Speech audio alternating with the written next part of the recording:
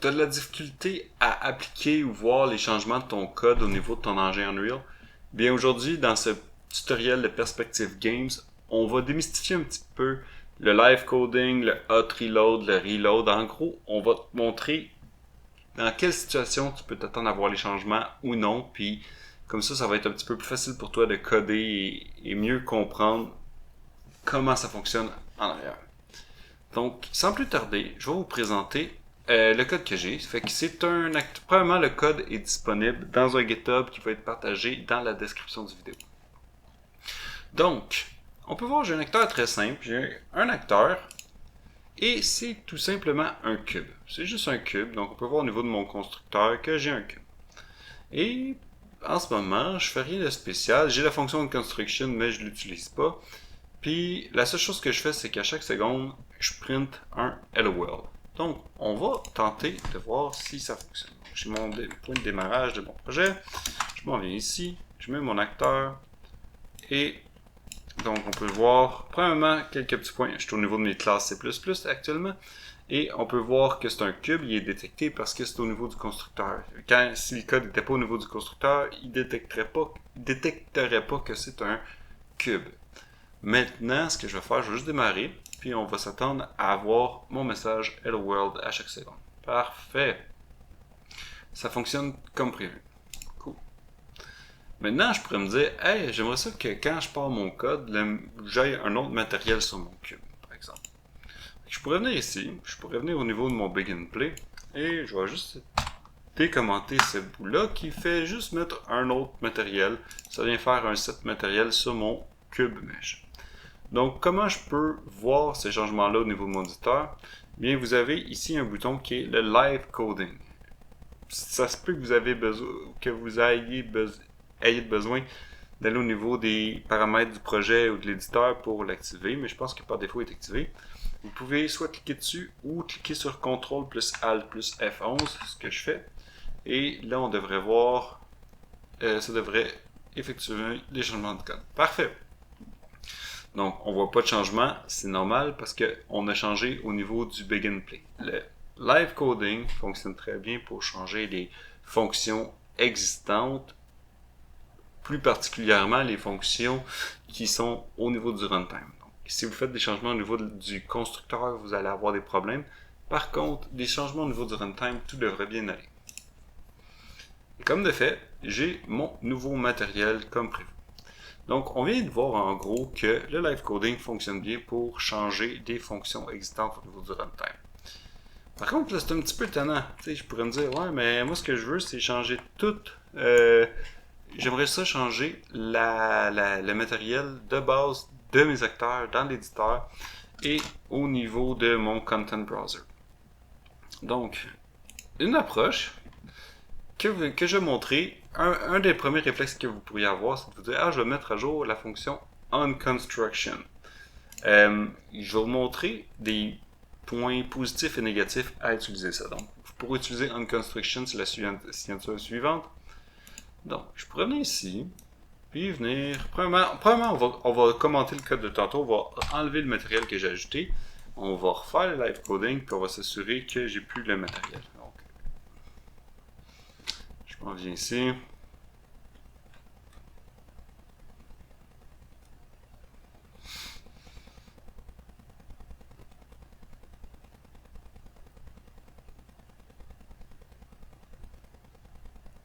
Et comme parfait. Et si je fais play, je devrais pas voir mon matériel. C'est parfait, tout fonctionne comme prévu. Alright.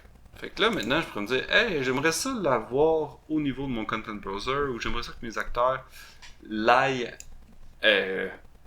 au niveau de l'éditeur. On pourrait avoir le premier réflexe d'utiliser le onConstruction. Donc, je vais montrer des points positifs et négatifs d'utiliser ça. Donc, si je viens au niveau de mon projet, je vais refaire mon CTRL Alt F11, juste m'assurer que j'ai sauvegardé. Oui.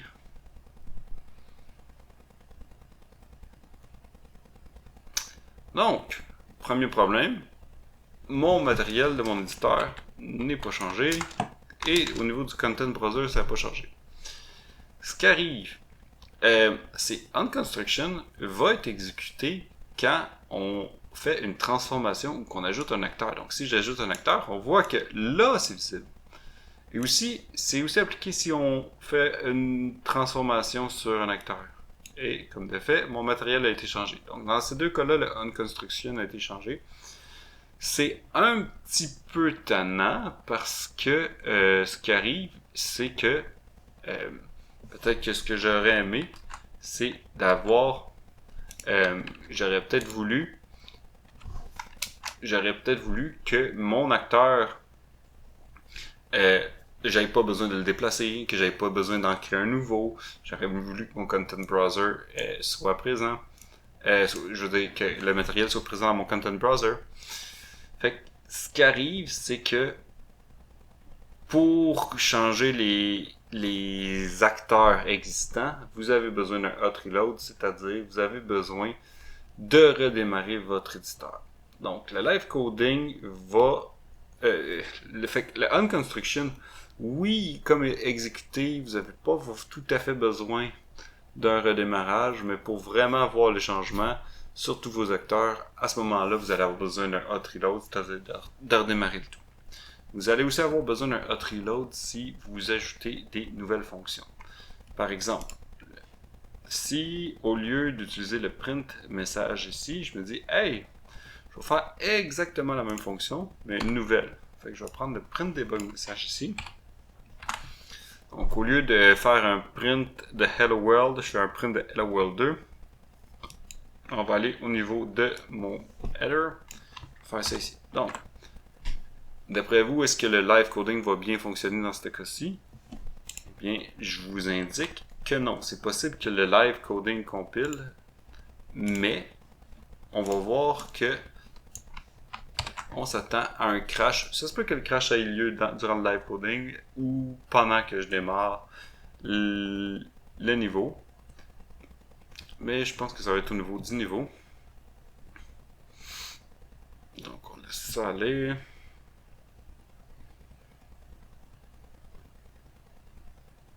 Ok, il a réussi à voir les changements. Maintenant, ce que je peux faire, c'est faire tout simplement appeler et je m'attends à un crash.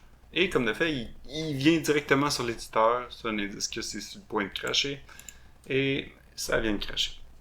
Donc, si vous voulez savoir ce qui s'est passé, vous pouvez aller au niveau de votre projet, au niveau du dossier saved, vous avez logs, et vous avez ce log-là. Et si vous allez à la fin, un petit problème ici, on peut voir qu'il y a une erreur de sérialisation. Donc en gros, ce qui arrive, c'est que l'ajout d'une fonction, ça ne peut pas être fait directement dans le live coding, du moins dans les circonstances actuelles. On a besoin d'un redémarrage. Donc si je redémarre mon code, en théorie, ça devrait fonctionner.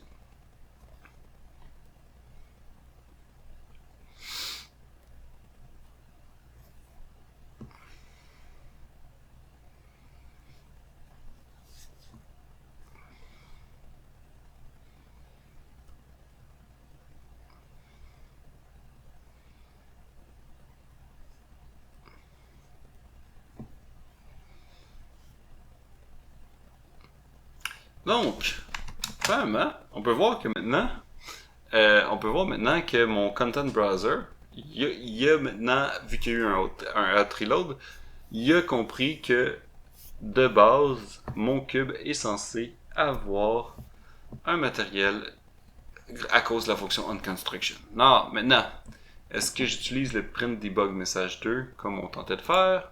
Faire play. Hello World 2. Donc, on a pu voir, en ce moment, ce qu'on vient de voir, c'est qu'on a eu besoin d'un hot reload quand on passe par une nouvelle fonction. C'est un peu tannant, fait qu'il faut faire attention, mais ça vous montre un peu que ce qu'il y a à retenir, c'est que si vous faites des changements en lien avec le constructeur ou l'ajout d'une fonction, ou n'importe quoi qui n'a pas d'affaire avec, qui est pas en lien avec des fonctions qui sont déjà existantes, vous allez probablement avoir besoin d'un hot reload.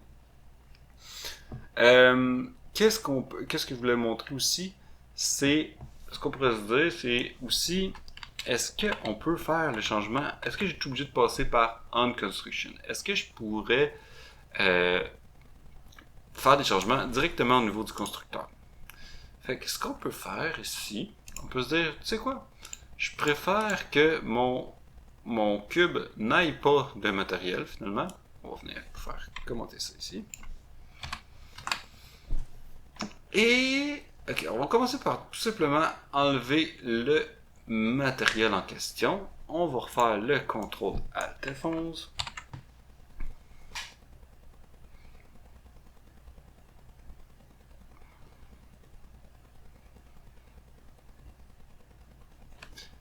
Comme de fait, on voit que ça n'a pas changé. Par contre, si je fais un hot reload, on devrait voir que le matériel s'est enlevé. On va le faire parce que je veux montrer quelque chose avec le changement du constructeur. Donc, on va venir quitter, tout simplement.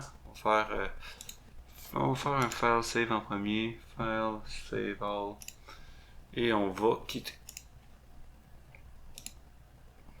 Maintenant, si je redémarre, je devrais voir que j'ai plus de matériel.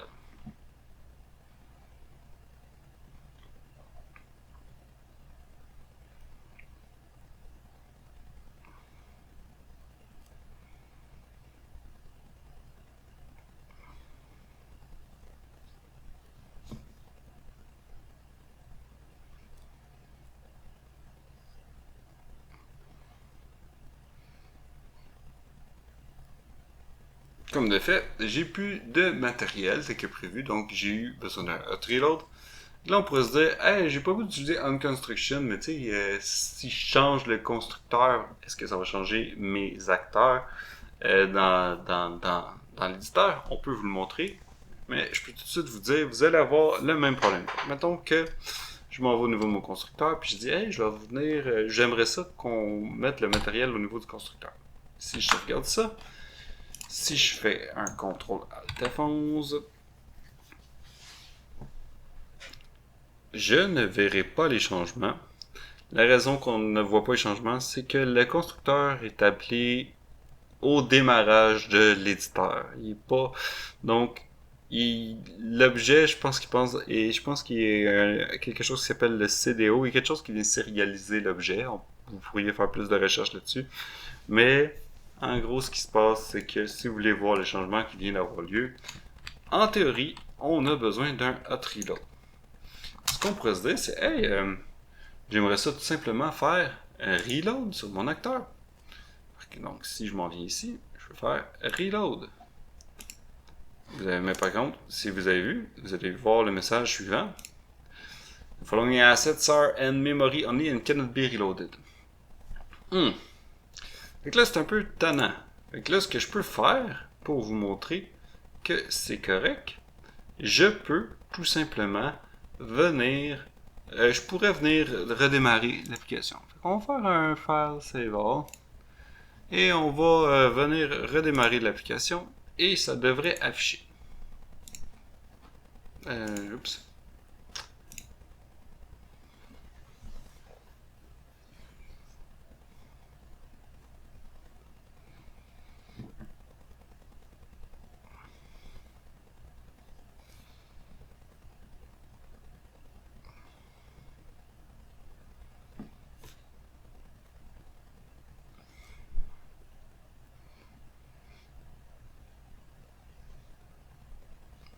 Donc, l'avantage de Reload, c'est que ça va venir mettre à jour mes acteurs qui sont placés. Donc, c'est intéressant, sauf que ça peut être tannant de devoir tout le temps faire des redémarrages. Et, pour certaines personnes, le redémarrage peut être plus long que d'autres. Donc, quelle option pourrait ça... Admettons que vous voulez faire du code, mais vous voulez pas tout le temps faire ces redémarrages-là.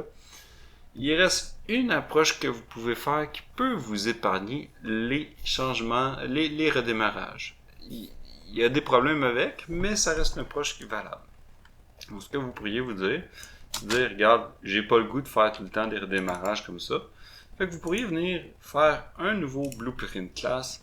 Et là, ce que vous pourriez faire, c'est aller chercher votre code, votre classe. Fait que je pense que c'est myActor.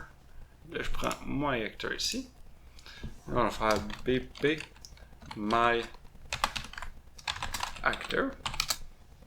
Et là, comme de fait, c'est avec la couleur.